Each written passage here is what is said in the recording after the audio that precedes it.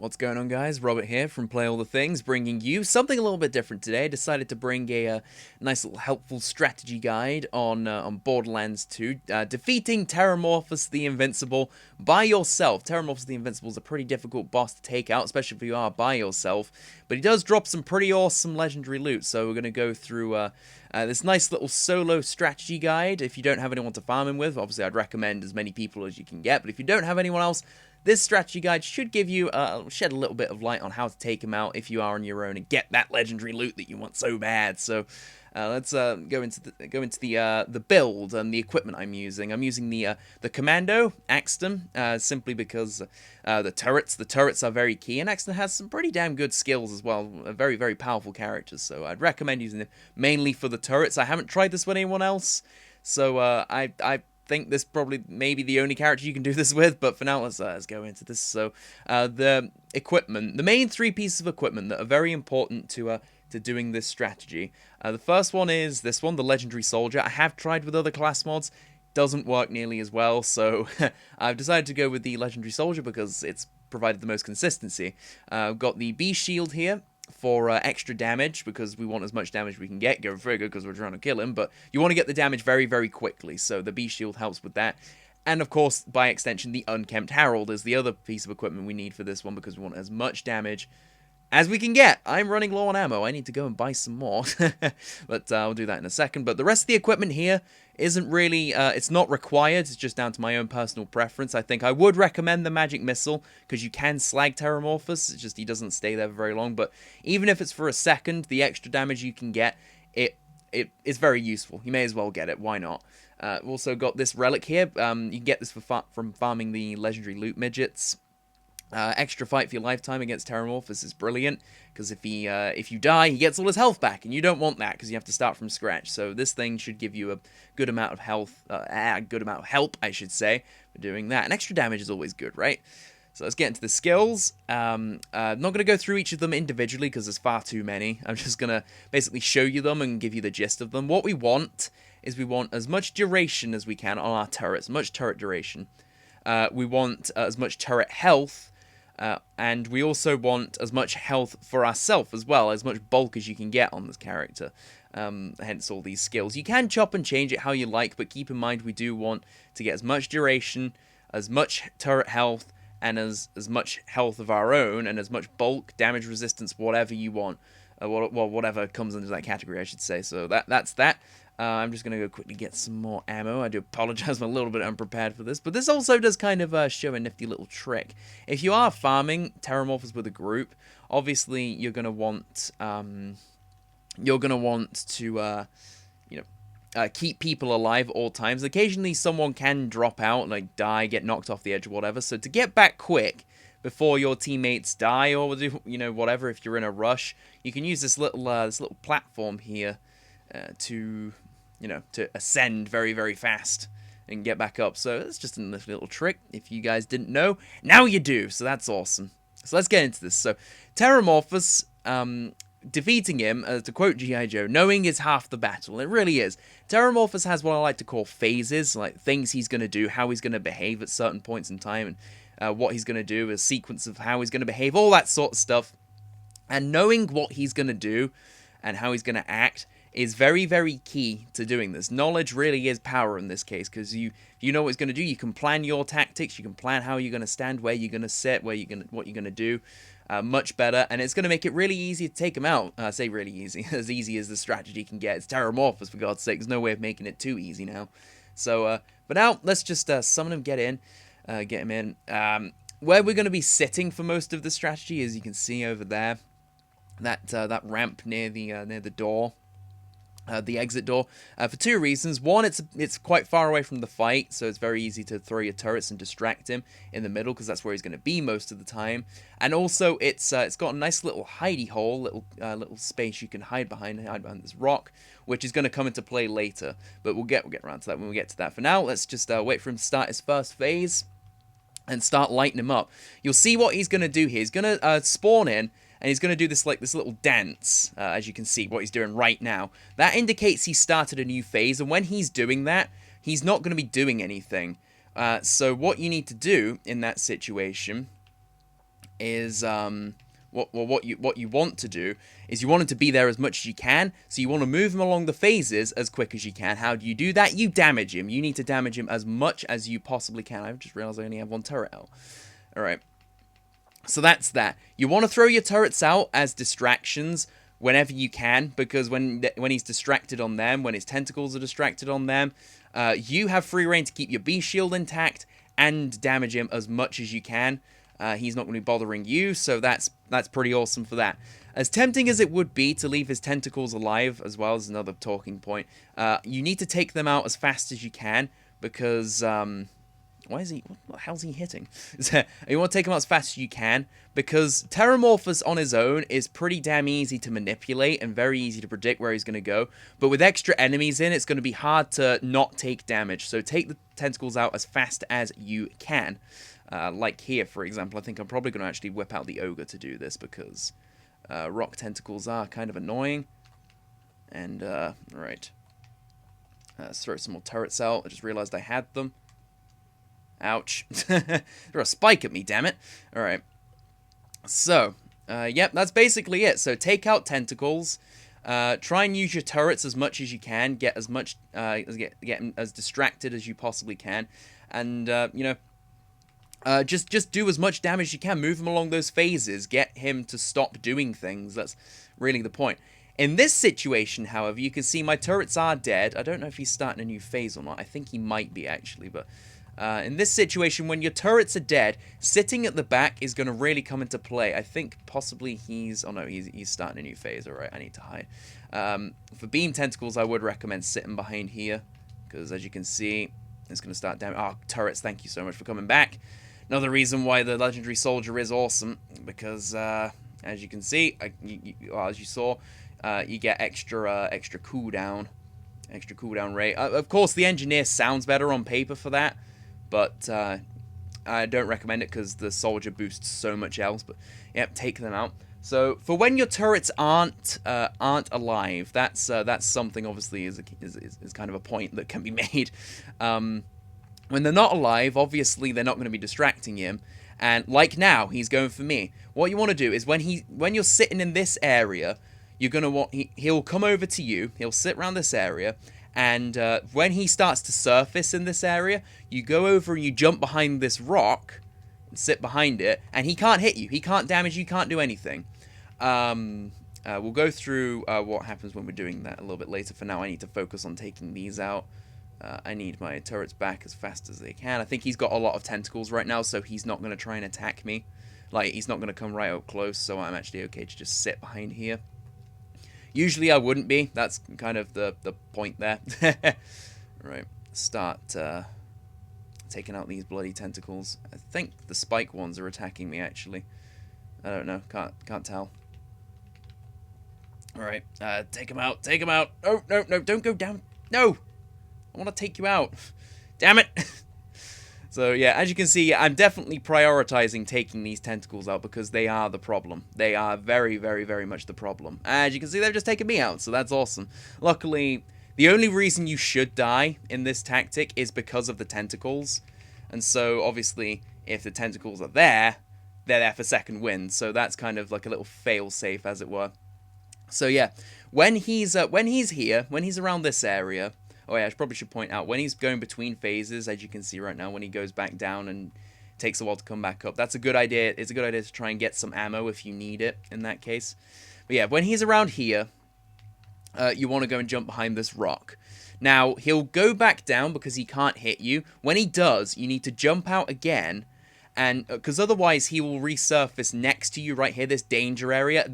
You're in trouble if he spawns here because there's nowhere for you to hide. Here's a perfect example, right? He's going to surface here. I'm just going to hide behind here. He's going to try and hit me. He's then going to go back down. I need to go here to force him to surface closer. Because if he's around there, there's nowhere I can hide, and I'm basically screwed. I cannot be I can't hide from him anymore is the point. So to stop him doing that, while he's going back down, I go over here to force him to resurface there, and then go back behind my rock, and I can damage him. And once you've damaged him enough, he'll move along the phases, and he won't be able to do anything. And that's basically how you stay alive against him, whether your turrets are there or not. I mean, obviously, you want your turrets there to distract tentacles. His next phase here is the Masher Tentacle phase. Just camp the rock when you're against his Masher Tentacles, because he doesn't ever come near you because he has too many tentacles in the area, and the tentacles they can't manage to hit you while you're around there. So oh god damn, he's not moved phases yet. Damn it! I wanted to get my shield back. Damn it. So as you can see, even when he's throwing spikes at me, he can't get me while I'm in this space. That's why we're sitting near the back, because we want this space. We want this to be here. Or we want to be in this space, because the more he doesn't damage us, that means the more time we get to spend with our B shield active, and that's exactly what we want, because we want as much damage as we can get. Move him along those phases quicker. So I think he's starting a new one now. Yes, he is. So let's throw the turrets out, distract them. Fire tentacles are other dangerous tentacles. Fire and beam are the main dangers to you. Spike are really easy to kill. They're really frail and they don't do much damage. As in, they do a lot of damage, but it's really slow, so it's easy to dodge what they're doing. Same with rock tentacles. And I think Masher Tentacles, as you saw, I completely wrecked them just by hiding behind the rocks. So the main ones you want to focus on getting rid of are Fire and Beam Tentacles. So, yeah, as you can see, look, Fire are dangerous because they can hit me even while I'm behind the rock because of their area of effect, attack, or that, you know, their attack has a damage radius, if you will. And I can't believe I couldn't find the words for that. So let's keep taking them out. Because there's so, I think the main phase is that he doesn't come out when he's got Fire Tentacles, Masher Tentacles, and his Beam/Spike Tentacle phase. That's when he doesn't come out. Right, so once he's done his Fire Tentacle phase, I recommend hiding behind the rock, because he's about to go into Black Hole, and that is ridiculously deadly, which I'll explain when he does that. But the phases go like this. The order of them goes normal, so at the start, then Spike Tentacle, then Rock Tentacle, then a combination, then Beam Tentacle, then a combination of Spike and Beam, then regular Pyre form with no Fire Tentacles, then he goes to Masher Tentacle, and then Pyre form with Fire Tentacles, and then the Black Hole form. When he's gone to Fire Tentacle phase, you want to, once you've finished that phase, you want to go behind the rock, because Black Hole works like a Black Hole Thresher. It'll suck you in, do damage progressively when you're right up in his grill. And, you know, that you don't want to do that, because that's basically, you're going to die, because there's no way of getting out of it. He does it for quite a long time. And there's no tentacles in the area to get second wind off, so you're really in trouble with that. So hiding behind the rock, he can't suck you in because there's an obstacle between you and himself. And, yeah, that's how you deal with that. And it's actually a really good place to start lighting him up, getting some big damage on him, because obviously he's just sitting there not doing anything. He's just, you know, trying to absorb you, and he can't do that. So it's a good place to start getting damage on. But that's basically all there is to it. So to summarize for now, you want to sit back in this area, focus on what phase he's on, throw turrets out for distractions, take out tentacles as fast as you can. If he gets too close, initiate the little maneuver by getting him to spawn here or to surface here. Hopefully we can get some good footage of that now, because for some reason he's been quite negligent to do it, or neglected to do it. So you see, just hide behind there, jump over here, so that he'd be forced to spawn in this area, and then go back behind the rock again, because you don't want him in the danger area. So that's basically it. So right now, once he's done his Black Hole phase, he's going to reset, and he goes through all the motions again. I think for some reason he's missed out. I think he's missed out his Spike Tentacle phase here, because I've damaged him too much for him to go back to it. So that's that. But usually he won't miss out a phase. But if he does, it's not the end of the world. Just proceed as if he just, you know, basically rapidly skipped by it. Just proceed under that assumption. So, you know, like I said, it's far from the end of the world.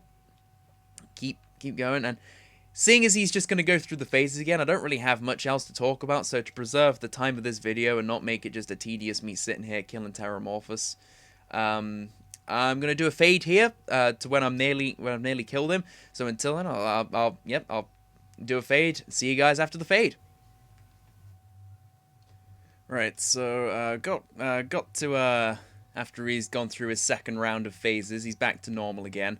He's getting pretty down there now. A few things that I did forget to mention though.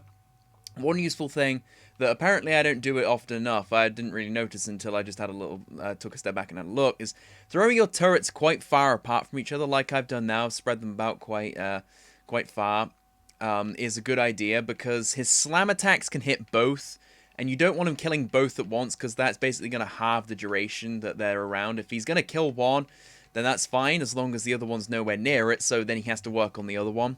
Something I recommend. Also, random tentacles can spawn. I actually just, it doesn't happen too often. It's quite uncommon, but they can spawn. And if they do, same principle applies. Get rid of them. Get rid of tentacles as much as you can, because they will be a nuisance. You do not, I repeat, you do not want to have to deal with more tentacles than is necessary. So, yep, other than that, just obviously to make sure all of the strategy got put forward. We hang back here to just damage him. Throw turrets out when you can. Try to damage him as much as you can, as fast as you can, so you can get him to move along the phases quicker. And in this situation, when he's too close, hide behind the rock. And as he goes back down, which he's not going to do now because he's not actually going for me, but well, he's dead now. That's awesome. There we go, taking him out. But as he's coming back, goes back down into the ground, jump out here so that he doesn't spawn in this danger area here. And that's basically it. I think that's pretty much it. Take out tentacles as fast as you can, and there we go. So now that we've killed him, we can start reaping the benefits of our effort. I did actually have to restart, believe it or not, because my PS3 has a nasty habit of freezing, and unfortunately it froze halfway through, but it was good content that I recorded originally, so I wasn't about to get rid of it. So I just decided to take him on and kill him off again, hence I've had to buy some ammo as well, so my money went down a bit as well. So, I suppose he drops a lot of money. He drops a lot of iridium, which is good because you have to pay 8 to get in here. There's also several unique items, unique to him, that he can drop. So, first of which, he always drops some legendary loot. He can drop this thing here. He drops the Slayer of Terramorphous class mod for, all of the characters can get one. It's basically burn chance, burn damage, max health, and all of the, well, not all, most of the top skills, or most of a certain amount of skills. And what the hell was that? Whoa! Whoa!